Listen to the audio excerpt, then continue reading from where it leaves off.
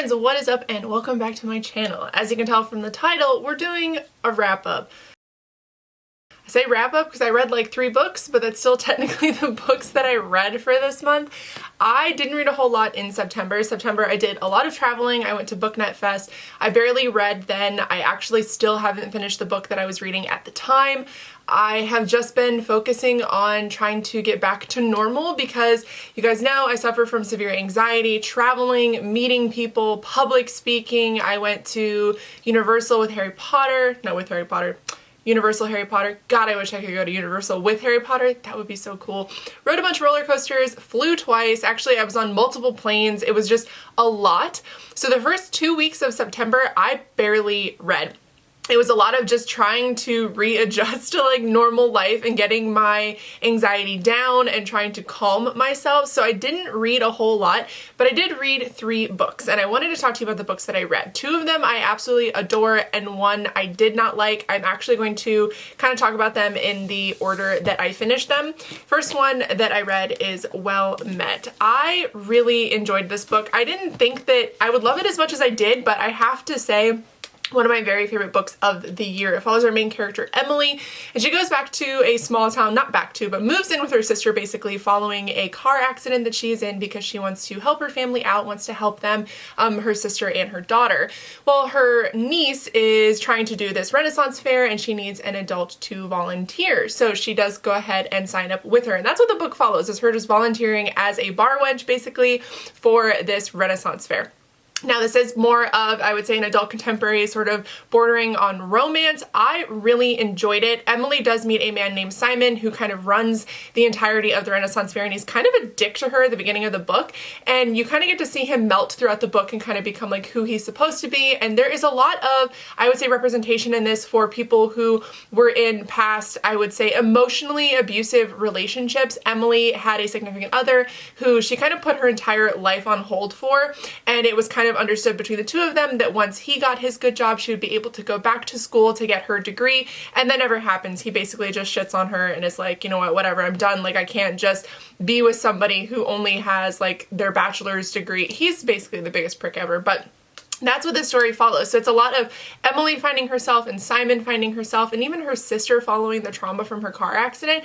And I really enjoyed this. I gave it 5 stars. I recommend it to everybody. I think it is really fun, but I ended up giving this 5 stars and I would recommend this to most people. I think that if you like contemporary, you like romance, you just want something light and fluffy to read, especially for the season, I think that this is a good choice. Like I said, it does revolve around Renaissance Fair, so it is pretty good for, I would say, the October months. We are in fair season and I'm so excited. We have one here in Columbus and I really need to go to it this year. It's been a long time since I've been able to go, especially with my work schedule, but I am going to try to make it this year, hopefully. But really enjoyed this. This was my book of the month pick as well. Now the next book I read is a book that I actually got in my fake rate. I'll put the haul that I did up above for you guys. Actually, I think it's over here. The haul that I did up above for you guys, but it is Collateral Damage. I actually met the author, her name is Taylor, when I was at BookNet Fest and we were standing in line and she turned around and then kind of like did a double take and turned back around and she's like, "Are you Jess?" And I was like, "Yeah, like, hi, who are you?" Basically, because I didn't recognize her. And she was like, "You unboxed my book on your channel." And I was like, "Well, shit, what book is it?" And she said Collateral Damage. And just getting to talk to her really inspired me to want to pick up her book. She seemed very geeky and that's something that I'm really drawn to. Collateral Damage actually follows our main character, Meg, and she lives in a town where superheroes are abundant, and obviously so are supervillains, but this book is different because the supervillains are recycled every couple of years, and you kind of find out why later on in the book. But the reason why I thought this was really interesting is because the book is actually about what it's really like living in a place where there are superheroes and there are supervillains, and the catastrophic like damage that they do in an attempt to stop the supervillains, and why both of them even exist in the first place. And I really like this. I gave it 4 stars. The only reason I took off a star is because the ending was pretty neat, which, you know, is not my favorite kind of ending. There wasn't a whole lot of like death, or we had this discussion when we did the live stream for Sorcery of Thorns. It is okay if characters die. That is something that does happen, and this ending had a very neat ending. No one died. It was very like, okay, everything kind of wrapped up, and I didn't really like that. But overall, very enjoyable read. Would definitely recommend it, especially if you are into superheroes, if you're into like Marvel, DC, those kinds of things. I think this gives a very interesting perspective on what it's actually like living in those kinds of like societies, like in cities and states where this kind of thing happens, and it's just really cool. It's like an alternate view of superheroes. Now, the last book I read, if you guys have been following me, you know already what I think of it. I will list my review for it down below, as well as the vlog that I did for it. Although I will say my vlog was not as harsh as I think I ended up actually being, which is why I did want to include it in my wrap-up and do a little bit more of an in-depth review on the book. And that would be The Institute by Stephen King. I gave this 3 stars initially. I lowered it to 2 stars upon, waiting a couple of weeks and sitting down and doing my actual review for the book. I really wanted to like this book. I really wanted to like it. I had heard really great things about it. I heard everybody whose reviews I trust were raving about it, especially if they are Stephen King fans, and honestly, I really disliked this book. Follows our main character, Luke, and he is an 11-year-old super genius, which if you have read Stephen King for a long time, you know that's sort of like his MO. Young kids with extraordinary abilities who are also incredibly intelligent. The reason why that gets a little bit lost on me in this book is because Stephen is sort of out of touch with what those characters are like. So this character is much younger, but he is incredibly intelligent, so all of a sudden he's doing very adult things. Like, he has very adult demeanor. I know the way he speaks, it sort of makes sense, but it's like, there's just things with his younger characters where, like I said in my review, that they'd want to bum a smoke and listen to Black Sabbath. And he is 11. He's not really into doing things like that. People who tend to act like that, like their life experience has brought them there, not their severe intelligence. So it really was lost on me for that. But Luke is stolen one night from his house. His parents are both killed, and he's taken to a place called the Institute. And what the Institute is they are basically testing and giving shots to children to make their extraordinary abilities more powerful. And Luke is able to move things with his mind. A lot of the kids in the Institute, or all of them, are either telepathic or telekinetic. Luke is telekinetic, move things with his mind. Telepathic is obviously you can read people's minds or speak to people through your minds. Now, the overall plot of this I was really interested in. There is a side character that the book starts out with, whose name I cannot remember, and I did not want to look it up because I'm so frustrated that I can't remember his name when he is a pivotal part of the book, and that's how little these characters stuck with me. He moves to a small town serendipitously. He decides to stop there and kind of put down roots, and it's because Luke is going to eventually come back around, and Stephen kind of explains that later on in the book. It was really flimsy to me. I think the entire premise of this book was really flimsy. Now, a little bit of spoilers. This is an incredibly political book, and if you follow Stephen on Twitter, I do not. I actually have him muted because I just don't want to see anything that he's posting recently.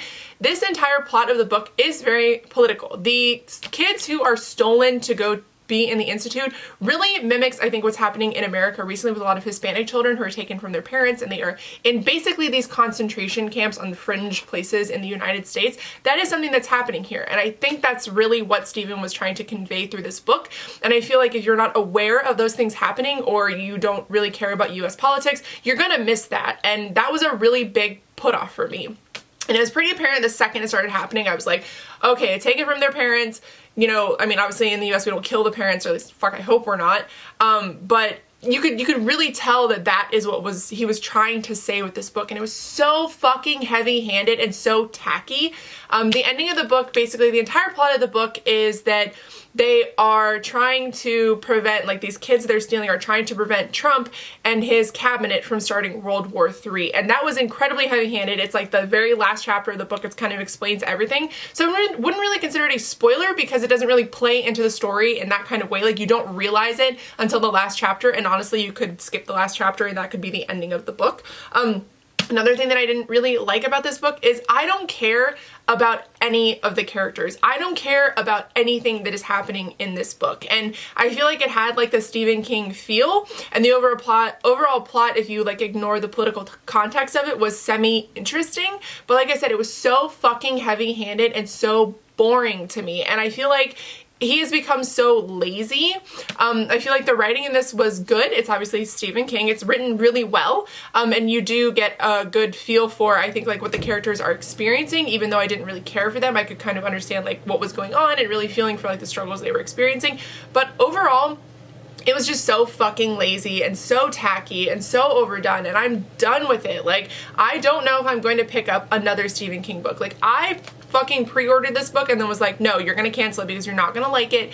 And then I ended up going to Barnes & Noble on release day and picking it up. Actually, I think I drove to Target. I went to Target to pick this up because it was sold out everywhere. I hunted this book down and it was absolute trash. And I'm really sad about that because it's gotten to the point where I don't want to read new Stephen King because all it is political garbage and all it is recycled versions of books that he's already written.